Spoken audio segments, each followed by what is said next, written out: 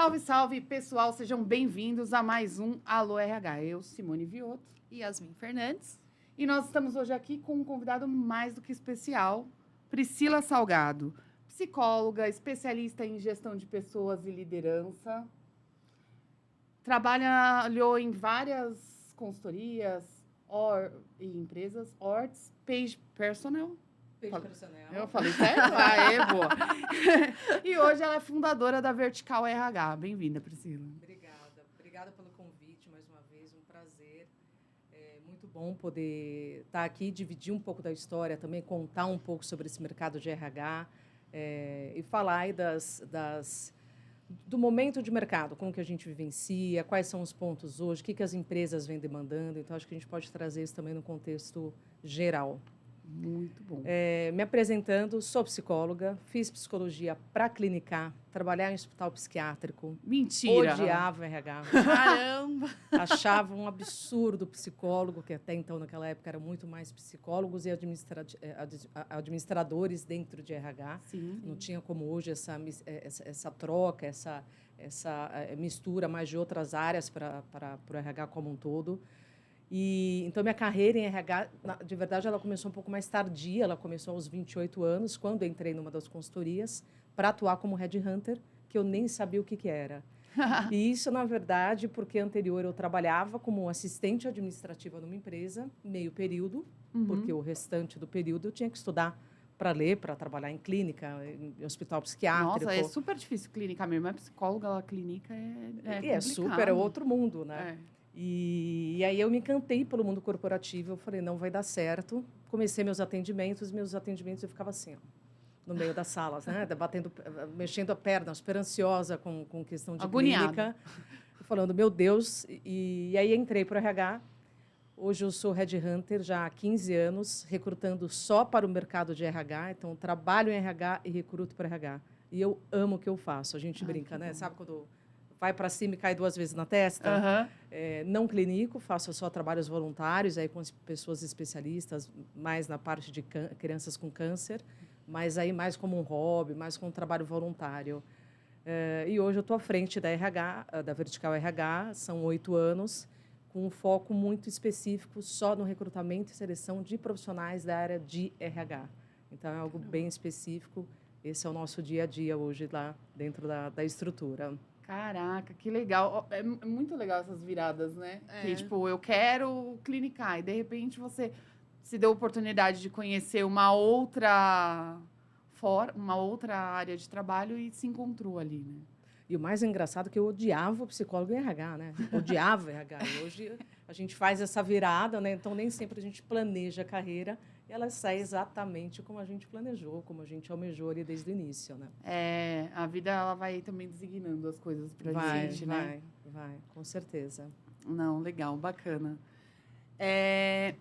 Deixa eu te fazer uma pergunta, que eu acho que é muito interessante. Você se apaixonou aí pelo ramo de RH, pela parte de recrutamento e seleção, e você atua hoje ranteando para a área de RH, que foi o que você colocou aí. Quais são os principais desafios do mercado para rantear hoje no mercado de RH? De hunting. Boa essa pergunta. Voltando um pouco, né? Como a gente tinha anterior, mais psicólogos e administradores dentro da área de RH, a gente tinha uma área, ela era mais subjetiva, né? Algumas pessoas dizem o termo, eu não gosto muito, mas mais abraçador de árvore, né? Que era uma área mais transacional, uma área mais operacional, onde você tinha dentro do RH das empresas sempre a parte de administração de pessoal, então de folha, de benefícios, e alguém que olhava ali de forma pontual para a área de talent acquisition, para um recrutamento e seleção. Então, a área ela veio se transformando. Eu acho que o que colaborou muito para isso é a entrada de executivos da área de negócio para assumir RH. Então, hoje a gente tem muitos engenheiros, tem profissionais que, à frente da área de vendas, principalmente, que fez essa transição. Então, isso começa a trazer uma virada para o RH, para uma visão mais estratégica, mais de negócio, mais apurada. Então, isso hoje é o que a gente percebe muito, né? As empresas em busca de profissionais que tenham essa visão mais forte dentro do negócio como um todo. Mais resultado, né? A gente até comentou anteriormente de sair daquela área, daquele papel mais de subjetivo, informações subjetivas, para entrar para uma área mais concreta, mais protagonista dentro da empresa. Então, isso hoje é uma demanda e a gente vem acompanhando isso de forma bem forte e bem frequente também dentro ali dos nossos dias a dias, né? Dentro da Não, RH. legal, bacana. É bom ver essa virada, né? Porque é aquela coisa que a gente estava falando antes de entrar aqui, que a gente está falando do RH dentro do negócio, né? E essa construção de times, porque, na verdade, a gente constrói times, né? Eu vi uma frase esses dias super legal, que é assim, empresas não montam times. Pessoas montam times que alavancam empresas. Então, o raciocínio ele é inversamente proporcional ao que vinha sendo aplicado. E trazer dados, trazer analytics para dentro das questões, para, de fato, mostrar os impactos que aquilo causa no negócio são essenciais. E é isso que você está colocando que as empresas vêm buscando cada vez mais. Sim. É porque você torna a área mais palpável. Você consegue sentar com o CEO e justificar para ele, olha, interessante é que a gente vai ter esse projeto, a gente tem tanto de retorno, a gente tem tanto de investimento, eu tenho tanto de turnover onde eu consigo diminuir ou não. Então, você consegue mensurar. E CEO, apesar que hoje tem muitos que pisam nessa questão de pessoas que se preocupam com essa virada, no final do dia, ele está preocupado com o resultado. O resultado da empresa está nas costas dele. Uhum. Então, ele precisa ter uma visão do todo, onde, obviamente, vai ter custo. É uma área que tem custo, assim como todas as outras, mas é uma área que proporciona muito investimento. E não só a curto prazo, que acho que muitas vezes isso é mais difícil de mensurar, Sim. mas também mais a médio e longo prazo. Então, como você mensura? Como você deixa isso de forma mais palpável? E como você acompanha, né? Porque, na verdade, é uma série de ações que vão acabar desembocando nos resultados da área. Mas, normalmente, não é uma ação isolada, né? Eu brinco muito que eu falo assim, você não vai fazer uma ação de team building e por conta dessa ação vai ter melhores resultados. Não, mas você vai ter essa ação, você vai ter outras ações que você vai fazer em conjunto com essa que vai desembocar nos resultados. E aí, mensurar isso não é fácil, a gente sabe que não é fácil, mas é viável e precisa ser trabalhado, você precisa partir de algum ponto, né? De alguma métrica. Uma das estratégias legais, obviamente, a gente vem acompanhando algumas empresas, tanto nacionais quanto multinacionais, empresas menores ou maiores, mas a gente vê hoje muitas áreas que algumas empresas chamam de área COE, né, onde você tem as áreas de produtos, as áreas especialistas ali dentro de cada tema de RH, com BPs nas pontas linkados ao negócio. Sim. Então, ele levanta essa necessidade junto com o negócio, e ele traz para essa área mais consolidada, mais seniorizada, para ajudar a desenvolver nesse projeto. E aí ele entra num papel muito mais de intermediador junto às áreas especialistas do que executor. Sim. E ele consegue pisar mais na estratégia. Sim. Então, alguns modelos, você tem a área COE ali, você tem essa parte de produto internalizada, ou você trabalha com consultorias parceiras, independente do produto qual seja, mas você consegue deixar esse BP mais na linha de frente, mais ali no negócio e tomando decisão. Fazendo tomada de decisão também junto. Extremamente A gente tem importante. uma posição que a gente está tocando agora muito legal, uma empresa fantástica, nacional, virando multinacional, crescendo, uma das maiores empresas que a gente tem brasileira. E o VP comercial, ele é um profissional super comprado com a área de RH. E a gente vem justamente apoiando na contratação desse profissional e ele sente falta. Ele comenta, né, com a VP de RH, eu sinto falta desse profissional ali para me ajudar nas tomadas de decisão em relação às pessoas, à contratação, a desenvolvimento de algum profissional específico. Então, isso que é muito legal, você vê a área negócio pedindo para esse RH ficar presente, ficar ali do lado dele. Não, né? e faz muita diferença mesmo. Eu, no caso, hoje estou em minoria, não sei se vocês sabem aqui, só tem RH nessa mesa, né? Tô de minoria. Mas eu, como ponta de negócio, entendo muito essa importância. O RH, estrategicamente, sabendo sobre o negócio e lidando diretamente com os líderes para conseguir captar a real necessidade, porque às vezes a gente como líder, a gente está tão ali no olho do furacão, no olho do problema, que a gente não consegue saber o que a gente precisa de fato, né? E eu acho que eu vejo no RH um alicerce muito grande para a pessoa parar, respirar e falar, cara, vamos construir junto aqui, né? O que possa te ajudar numa estratégia baseada em pessoas. Então, acho que também é um fôlego muito grande para a gente, como liderança, esse papel estratégico da RH dentro dos times. Então, Sim. sou totalmente comprada. Não, também, faz totalmente diferença. Mas aí, eu acredito que ainda dentro das empresas, algumas não, está muito bem consolidado e as áreas de negócio trazem. Outras, ainda existe, eu acho que vai muito da maturidade, existe uma... Como que eu vou falar?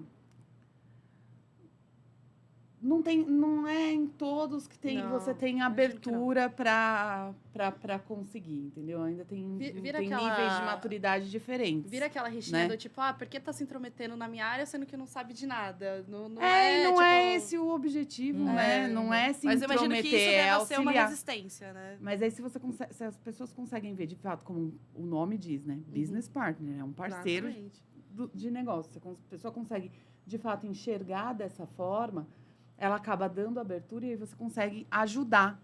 Sim, mas tem que deixar. Tem que entender os papéis. O líder. E a importância da liderança para que, de fato, tudo isso aconteça? Você que é especialista em gestão e liderança. Um ponto que é muito legal, até complementando um pouco do que vocês trazem, né? A gente tem programas que eles são massificados. Muitas vezes, ou ele é definido localmente, ou ele vem de um global e você customiza, tropicaliza. Então, você tem projetos que são massificados, mas muitas vezes a diferença é você trazer projetos individualizados. É trazer projetos e programas de acordo com cada liderança. Porque não tem uma receita definida, que nem filho. Eu tenho 2 filhos. Cada filho me demanda de uma forma. Se eu passar para uma demanda, o outro não vai bater. As demandas, as necessidades são diferentes. E o mesmo você traz para a liderança. Então, por isso que entra muito nas empresas. Hoje, o trabalho de coaching, um trabalho de mentoria, onde você faz um trabalho específico com aquele bem gestor. direcionado, né? É para ele, nas necessidades dele. Nas necessidades dele. Então, você tem programas, sim, massificados, que são programas incríveis, muitas vezes, e aí, tanto local quanto global, como eu comentei, mas o importante, dependendo da liderança, é você entender o ponto que está ali. Às vezes é uma área que tem um resultado com uma pressão maior, às vezes tem um momento de vida desse gestor que ele também está passando e entra para situações, tem histórias de vida. É muita coisa na equação, envolvendo, né? É muita coisa na equação. Então, essa questão de liderança, quanto mais personalizada e personificada ela for, mais assertividade.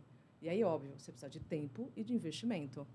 E, obviamente, de predisposição desse líder também, né? Porque muitas vezes que vem a resistência, né? Então, você tendo esses pilares, geralmente você consegue um resultado, não a curto prazo, geralmente são processos mais morosos, mas onde você consegue obter um resultado. E aí, trazendo equipe mais motivada, trazendo mais resultado, conseguindo ter um cenário mais positivo. Boa. Legal, bacana.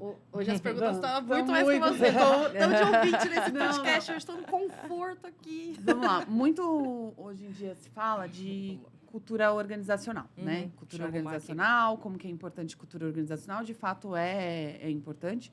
Para quem está assistindo ou ouvindo a gente não sabe, cultura organizacional é um conjunto de comportamentos que são esperados pela organização para atingir um determinado objetivo a critério de quem for defini-lo, né? E da importância de aliar isso no momento da contratação, né? E aí tem algumas discussões que é super importante aliar, já teve algumas discussões de tipo, mas aí será que a gente não está isolando o diferente, trazendo menos diversidade? Eu li uma reportagem na Você RH um tempo atrás que falava justamente sobre isso. Eu tenho uma opinião, eu queria saber qual que é a sua opinião de qual o nível de importância disso dentro de um processo... seja para contratar um executivo, seja para contratar qualquer nível hierárquico. Qual a importância de aliar essas duas coisas? Vamos falar do nível de contratação em geral, tá? Em todos os níveis de posições, porque aí a gente traz muito mais um fit, né? Comportamental, que isso é o match ideal que hoje as pessoas trazem, né? de similaridade de segmento. Hoje eu vejo algumas empresas, só abrindo um parênteses, algumas empresas ampliando um pouco mais o leque em questão de segmentação, né? Poxa, eu sou de uma empresa farmacêutica, eu quero profissionais que sejam oriundos do mesmo segmento. O mercado financeiro, que tinha bastante isso, de uma forma bem forte. Isso vem se ampliando mais. Então, vem trazendo outras competências que, muitas vezes, elas não necessariamente precisam ser iguais às minhas ou à do gestor. Mas elas podem se complementar. E acho que essa validação do todo, e aí não só de hard skills, mas de soft skills também para a gente trazer, eu acho que essa combinação ela é interessante, porque aí você também traz a diversidade. Ou seja, eu sou um perfil de gestão A. Se eu trago todo mundo dentro desse mesmo cenário, eu trago pouca oxigenação, eu trago pouca provocação dentro da minha estrutura, dentro do meu resultado. Até para você mesmo, enquanto líder, né? Porque você Até não é desafiado. Você não é desafiado, você não tem novas opiniões, de trazer mais criatividade. Hoje, uma das competências que as pessoas mais buscam é a parte de criatividade. É a pessoa que consegue ter uma criatividade, um pensamento fora da caixa, sair do mesmo padrão, trazer provocações. Então, por que não você trazer mais diversidade em questão de fit cultural também?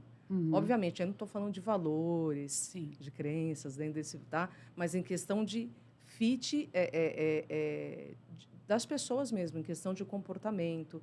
E a gente até trouxe também anteriormente, trazendo aqui, hoje os testes ajudam muito, né? Então, a gente tem assessments que são brilhantes, testes psicológicos que são muito bacanas.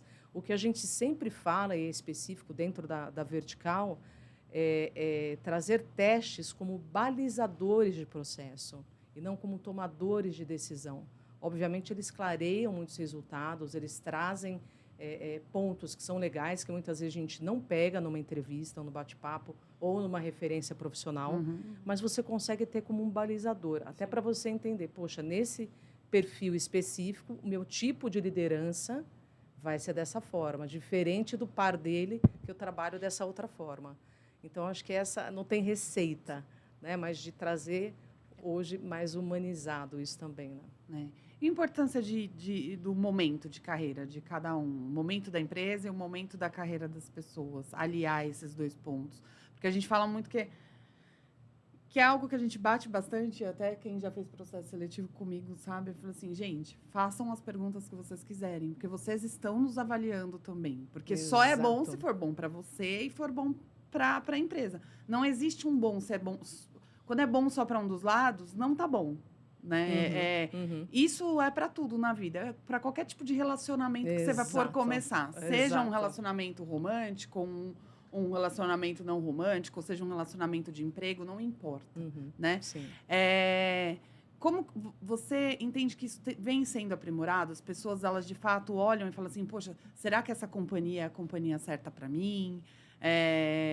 Será que é um momento bom para esse desafio? Você acha que essas coisas são ponderadas? Ou vocês, no momento do processo de seleção, vocês acabam ponderando isso? Isso hoje é visto 50-50. Antes a gente vinha de um cenário muito mais, poxa, eu espero que essa empresa me queira. Eu espero que essa empresa goste de mim, me avalie, me aprove. A gente tinha muito essa condição era unilateral, né? Agora não, agora os dois lados avaliam. Então, a gente vê, e com frequência, profissionais que declinam por conta de segmento ou de cultura, principalmente a nacionalidade. Caramba. Quando a gente traz mais empresas asiáticas, cada vez mais a gente vê eles chegando através do mercado de energia ou de agro, a diferença cultural ela ainda é muito visível. Então, muitas vezes, a gente perde, sim, profissionais que querem fazer uma transição, muitas vezes até vê o desafio como legal, mas ele não tem credibilidade na empresa. E hoje a gente tem um Love Mondays, né? Que acho que todo mundo que vai participar de algum processo dá uma olhadinha ali para dar uma avaliada, entende, faz um mapeamento dentro do LinkedIn para ver quem são as pessoas que ali atuam, quanto tempo, qual é a média desses profissionais dentro daquela empresa. Então, hoje é 50-50, o que é muito bom, né? Com certeza. Isso minimiza alguns problemas futuros, né? Com certeza. E mitiga também o fato de de ter uma permanência maior dentro da companhia, né? Eu acredito que essa avaliação, por isso que eu falo que, óbvio, você pode avaliar e acabar se surpreendendo, ou positivamente ou negativamente com algo. Mas eu acho que é importante ter este olhar crítico também pelo lado do colaborador, que eu acho que da pessoa candidata, né? Ele te ajuda, ele minimiza riscos, mas ele não te dá certeza. Né? Porque a gente tem aí milhares de outras variáveis na hora que ele entrar. Mas, então, o que a gente fala muito para candidatos hoje, faça o máximo de avaliação que você puder fazer para você minimizar riscos. Né? 100% de novo, nem na empresa atual, nem na futura a gente consegue ter. Mas pontos para levantar e minimizar, a gente consegue. Isso a gente faz bastante. Tem muitos candidatos que a gente acaba acompanhando. Eu, particularmente, acompanho alguns candidatos também já há alguns anos. E toda e qualquer mudança que eles venham fazer, eles, putz, Pri, faz sentido? E aí? E aí você vai entendendo. E, de novo, não tem o errado ou o certo. Mas vale para aquele momento de carreira do profissional? É interessante? Bate com o perfil dele, com os valores dele? Isso é legal? Né? Então, tentar minimizar riscos. Exato. Nem sempre a gente consegue, mas a gente tenta minimizar. Eu vejo que tem um movimento curioso das empresas que virou literalmente uma competição do melhor RH, vamos colocar assim, né? Todas as empresas trabalham muito forte essa questão do Employer Brand realmente para conquistar o melhor candidato e o candidato também se sentir comprado e entrar naquele processo, né? Então, assim, virou uma competição. Não sei se é o melhor termo para se usar, mas eu vejo que é realmente uma competição. Existe uma guerra por talentos, mas eu acho que tem uma outra questão também. Aí a gente tem que tomar um pouco de cuidado. Eu ouvi um termo muito legal, acho que foi até o Plínio que me falou, que é o LinkedIn. LinkedIn. Né? Que virou LinkedIn. Por óbvio, nenhuma empresa vai divulgar coisas negativas ou tal. Mas, assim, dá uma impressão, às vezes, para quem está de fora, que tudo ali é perfeito. E a gente sabe que essa perfeição, ela não existe em nenhum local de trabalho. Não. Só que as pessoas, elas querem acreditar nessa perfeição. Então, assim, como a gente trabalha isso também, para falar assim, cara, legal, a gente tem aqui os atributos da nossa marca, a gente tem esses compromissos muito fortes, são perceptíveis a todos, nós temos esses compromissos aqui que são compromissos que a gente também tem, que a gente está trabalhando para que as pessoas percebam eles, mas vai ter coisa ruim como em qualquer lugar. Tem coisa ruim na tua casa. Claro. Né? Por que não vai ter no teu trabalho? Isso a gente não tem como fugir, porque é o mundo perfeito, né? Exato. A gente não vai ter muito como... Eu digo, a empresa vertical, ela é minha, né? Há quase 9 anos, e eu tenho hora... Eu brinco às vezes com as meninas, gente, eu vou me demitir. Tem horas que eu vou me demitir, Por quê? Porque ali também tem pontos, ali também tem... se mais ou menos do que o mundo corporativo, de uma cadeira CLT, mas ali também tem pontos, né? E acho que vai muito da maturidade e expectativa que a gente cria em cima disso. Qual é a expectativa? Né? Aonde que eu coloco o meu peso? É o segmento? Poxa, eu quero trabalhar só em empresa de bens de consumo. É isso? Então, a partir do momento que eu vou para uma empresa de bens de consumo, quem são os líderes que estão ali na frente? Você precisa saber quem que é o líder que está ali de RH. A quem ele responde? Quem que é? Quais as referências desse profissional também? Além da empresa como um todo, mas desse profissional. E muitas vezes a gente faz alguns processos aqui que são interessantes também, que às vezes a empresa ela não tem um employer branding super forte, ela não tem uma marca atrativa, mas quem está ali na linha de frente é incrível.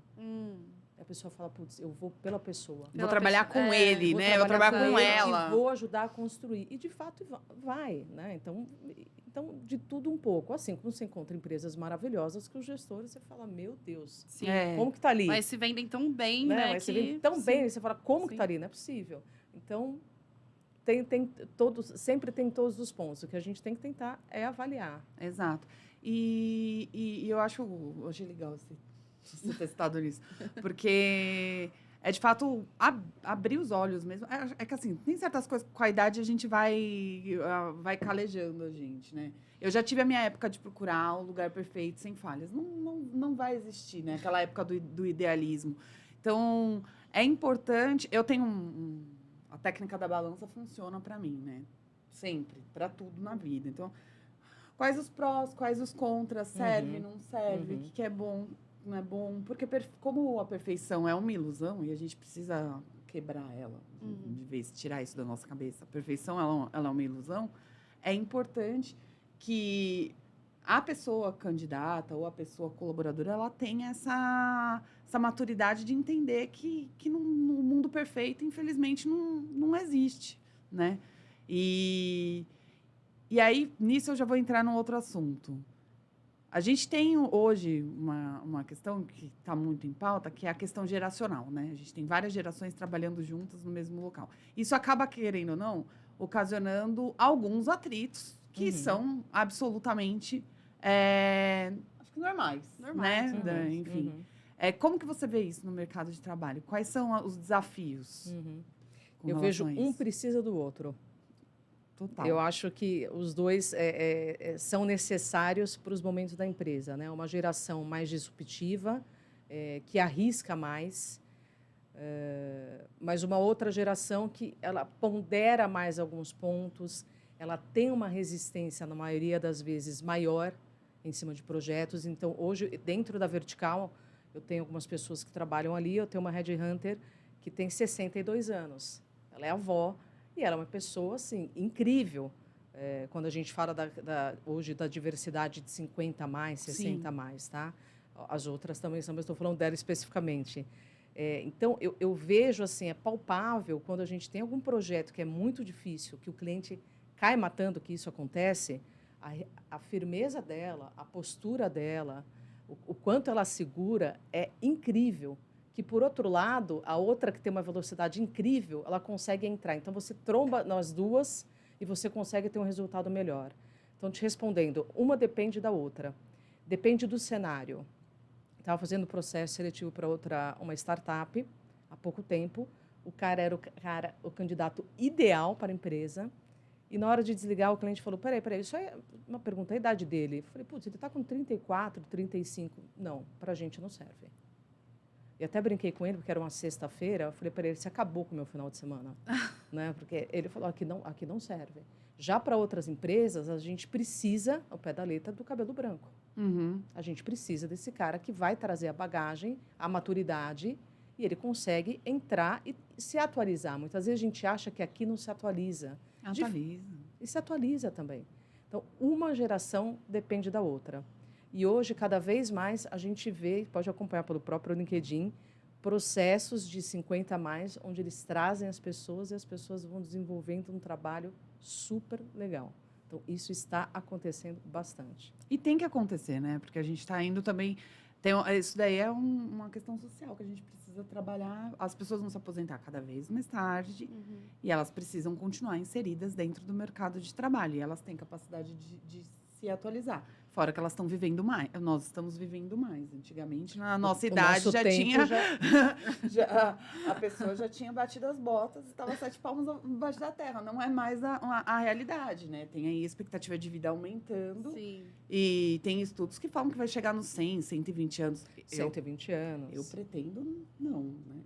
Olha, 90 para mim tá bom. 90 já tá ótimo. Tá ótimo, maravilhoso. Mas... Tá tudo bem com a Simone, tá, gente? Não. Certo. Eu tenho um exemplo que eu gosto sempre de falar muito. Meu pai, ele foi executivo do Banespa. Meu pai, ele se aposentou um ano antes da privatização. Do Banespa. Meu pai tinha 46 anos de idade. Caraca, super jovem. Super jovem. Então, você imagina um cara extremamente workaholic, trabalhando, entregando resultado, com não sei quantas pessoas abaixo, de repente ele me levando, no caso era eu, para a escola, me levando e buscando na escola, fazendo papel de... Então, você imagina a cabeça da pessoa nisso. E olha o que ele tinha para entregar. E olha o potencial que era, né? Olha o profissional, a energia, a entrega, o foco. Banespa e Yasmin era um banco, tá? Meu Deus, eu sei! Que o Santander comprou. Não, tô falando isso porque outro dia a gente estava fazendo podcast. Eu falei assim, não, passa o seu telefone para as pessoas ligarem. Ela falou assim, que telefone? Ninguém liga mais. Ninguém liga mais, né? Eu falei assim, ai, desculpa. Então, mas é verdade, 46 anos, super jovem. O vô do meu marido era executivo da Nestlé. Se aposentou antes dos 50 também. Hoje ele está com 94 vivo. Caramba. É uma judiação. Perdia-se grandes potenciais. Um filme que eu adoro, Estagiário. Ah, o Senhor Ai, é Estagiário? muito bom. Ah, Ele é maravilhoso. Filme. Maravilhoso. Muito bom esse filme. Que acho que traz isso, a gente vê alguns reflexos, algumas empresas hoje seguindo um pouco essa semelhança, incrível, tendo resultados maravilhosos. Isso é muito legal. E você acompanha isso de perto, querendo ou não, né? Porque como ali você está no recrutamento e seleção, no hunting focados e de várias empresas, você deve conseguir enxergar isso melhor do que a gente. Porque a gente acaba...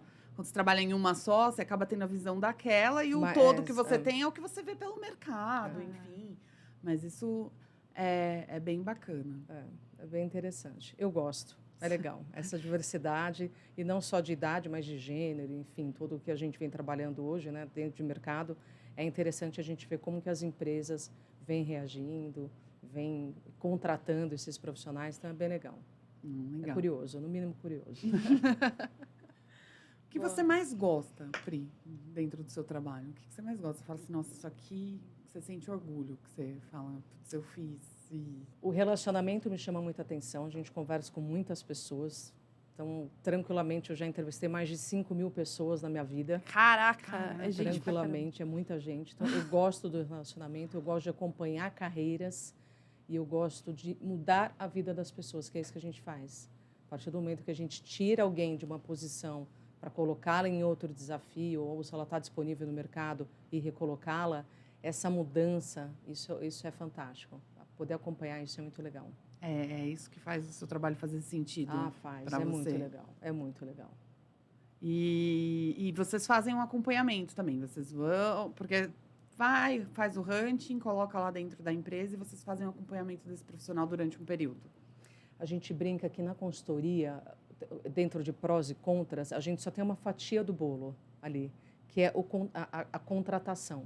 Então, obviamente, depois a gente faz o acompanhamento, mas ele é muito mais informal. Por que eu digo informal? Porque a gente não pode entrar com um plano de desenvolvimento específico para ele, porque isso já faz parte da empresa contratante. Então, a gente tem um acompanhamento, sim, para entender.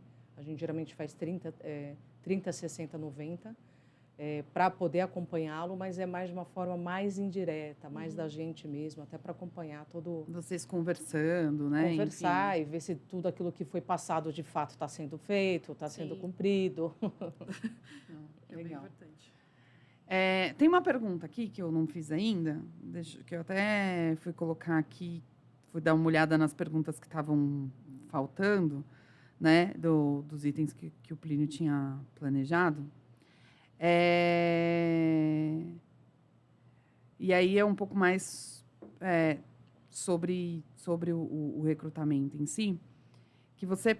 acho que a gente já falou um pouco, mas assim, como saber qual o perfil de líder ideal para cada empresa? O que é preciso avaliar ou para cada momento ali dentro? Eu sei que não tem uma receita de bolo e é tipo uma pergunta capciosa, mas... A pergunta de milhões, eu diria. Pergunta de milhões. Né? Mas assim, o que você analisa para saber quais são as características que precisam ser analisadas para a gente saber qual o perfil correto de líder para colocar para uma determinada equipe, por exemplo? Porque eu imagino que às vezes o cliente chega para você com um problema, né? E não com a solução. Dificilmente tem solução. E aí você tem que olhar para isso com um pouco mais de cuidado. E como você faz? Eu faria um pouco inverso, né? Entenderia o momento da empresa e o porquê daquela contratação. Porque, às vezes, você está contratando um profissional para fazer um trabalho de turnaround dentro da empresa, onde ele vai ter que desligar, ele vai ter que fechar unidades. Você já tem um outro momento de empresa, onde ele vai ter que transformar, implementar o RH do zero e trazer equipes e desenvolver. Então, depende muito do momento. Então, a resposta ela é difícil, ela acaba ficando ampla, porque qual que é o objetivo da empresa com aquela contratação? Faz toda a diferença no momento da contratação, né? Para você, aí você cascateia, você entende a empresa, entende o momento, entende o perfil do líder, porque às vezes você vai ter que ter um líder que vai entrar e vai mandar todo mundo embora. A gente acompanhou recentemente um programa desse, onde a gente reestruturou todo o RH da empresa, não fica em São Paulo, eles mandaram todo mundo embora do RH. Caraca. E contrataram tudo de novo. Tudo de novo. E a gente apoiou em todo esse momento. Então, que tipo de gestor que ele precisa ali na hora para fazer essa virada? Exato. E é muito legal isso que você colocou, porque entra naquela conversa que eu bato muito nessa tecla, muito mesmo. Que eu falo assim, não tem profissional ruim, né? Ruim que eu digo assim, o cara é péssimo, e por isso que ele foi desligado. Ninguém é desligado porque é péssimo, simplesmente porque os momentos podem ser totalmente diferentes, né? Então, aquele profissional não é para aquele momento da empresa, que é justamente o que você está falando. Assim, se o cara é para fazer um processo de layoff da empresa, é um tipo de profissional. Se ele é para um cara para construir equipe, ele pode ser outro tipo de profissional. Não que o profissional não possa ter todas essas características, mas provavelmente ele vai ser mais forte em um determinado ponto. E é essa a importância de aliar o profissional que a empresa precisa com a pessoa candidata a sacar. É difícil. Nossa. O processo de recrutamento, todo mundo acha que é um processo super... é só ir colocar a pessoa para dentro. Bem pelo contrário, a gente sabe que é bem longe disso. É difícil. Né? Não tem certo ou errado. Não, nunca tem. Né? São os momentos que a gente tem que tentar o mais... deixar o mais alinhado possível. Certo ou errado não tem. Mas como que a gente pode calhar dentro do momento certo da empresa, da área, do profissional? E a gente erra também, tá? Com certeza. Eu não tenho dúvida. A gente erra também. Por mais que a gente faça todo o processo, o próprio RH também tenha todo o processo dele de validação interna, porque mais que você aplique teste, faça todo... A gente não tem 100% de certeza. A gente também erra, tem falhas também. Mas é aí de entender... momentos, entender qual é a expectativa, quem é o profissional, por que ele quer se colocar. Ontem eu conversei com um executivo, um cara incrível de mercado, uma carreira super sólida. Ele fez a virada, ele ficou 4 anos empreendendo. Ele falou, Priscila, a prospecção é a coisa mais chata do mundo. Eu não quero isso na minha vida, eu quero voltar para o mundo corporativo. Né? Então, essa virada. E aí, como que o mundo corporativo vai voltar a vê-lo? Então, de novo, entender qual é a empresa que precisa desse mindset dele, do cara que pisou do outro lado da mesa também, para vir aqui e agregar o máximo que ele puder. Exato. Né? Então, são muitas variáveis. São muitas variáveis. São muitas variáveis. E o nosso produto é um produto que é pessoa. E pessoa, ela não tem validade. Não. Ela é viva, então ela tem mudanças constantes, sejam elas positivas ou não. Então, você entender essas variáveis, porque ela não é estática. O meu produto ele não é estático. É um produto que muda o tempo inteiro. Então, para você casar isso, é um desafio. E é isso que eu gosto. Eu imagino. Agora, você falou isso, eu fico imaginando. Ela tem lá aquela pessoa na cabeça, ela fez entrevista, não deu certo. Aí aparece uma outra empresa e fala assim, nossa, aquela pessoa é perfeita. Aí ela vai lá, conversa com ela de novo e fala assim, vixe, já mudou o momento, já não é mais pra ela. Já mudou. Nossa, já mudou. A pessoa perfeita já não é mais a perfeita. Não é estático, ele muda, né? E muda rápido. E muda rápido. Bem... Sabe, a gente estava fazendo um processo para... Vou contar essa história, foi muito legal. A gente estava fazendo para PM, né? Para Product Manager. E a gente entrevistou... E a gente estava com uma outra vaga aberta, que era a vaga de gerente de marketing, né? De Market Manager. E aí eu peguei assim... Eu conversei com um cara aqui, a gente pegou para e falou assim, cara, mas esse cara acho que ele é melhor para outra vaga. Faz muito mais sentido. E a gente conversou com ele para entender se fazia sentido para ele e fez, e ele tá com a gente hoje. Tá mesmo? E indo super bem. E tá indo bem. Então, assim... E aí, Léo? Então, assim... É legal, isso é muito legal, né, no trabalho, assim, é algo, gratificante. Não, total, muito, assim, muito de gratificante. entender e falar assim, poxa, também encaixa aqui, é um perfil bom, vai funcionar, bem legal. O Plínio tá mandando a gente acabar. Antes toda vez. Não sei o Plínio aparece aí. Não, ele falou que não. Eu falei assim, Pri, faz suas considerações finais. Se tiver algum ponto que você não cobriu, que você queria ter falado e queira falar, fica à vontade. Claro. Acho que pra Apresenta mim você, deixa super- seus contatos, fica à vontade. Acho que para mim super claro, eu gosto bastante desse tema de RH. Obviamente, o nosso tema específico ele é em cima de recrutamento e seleção. Então, a gente tenta ser o máximo humanizado dentro dos nossos processos, personalizados e entender e ser transparente do começo ao fim. Começo ao fim, desde o candidato até o cliente. Como a gente só trabalha com o público de RH, o meu cliente é meu candidato. O meu candidato, ele é meu cliente. Então, o nosso nível de criticidade em relação ao processo, ele tem que ser muito sensível. E acho que isso a gente tem bastante e é um diferencial nosso, de ter empatia, de se colocar no lugar do outro. Tá? É isso, sou Pri Salgado, Vertical RH. O que precisarem de RH, para falar de mercado, para contratar profissionais, para falar de transição, de acompanhamento, podem contar com a gente. E não só comigo, mas a Vanessa, que trabalha também, a Lourdes e a Isa, que é uma equipe show de bola que a gente tem. Muito bom. Incrível. Obrigada pela oportunidade, adorei, foi muito legal. A gente que agradece a sua presença aqui, foi muito importante para a gente também. Então, acho que é isso, galera. Conversa super bacana sobre RH. Eu que realmente não é a minha zona de conforto, mas eu me senti muito confortável nessa mesa. Eu amei de verdade. Que legal, Que bom. que legal. E esperamos ter outras conversas também. Acho que é isso. Bom, obrigado. Amei, Pri, de verdade. Gostei. Eu adorei também, muito obrigada. mesmo. Obrigada mesmo, adorei, muito mesmo. legal. Achei legal o seu trabalho. Você tem uma forma muito estruturada de ver as coisas. Sim. Isso ajuda bastante. E eu acredito que tem esclarecido muita coisa para quem está ouvindo, assistindo a gente.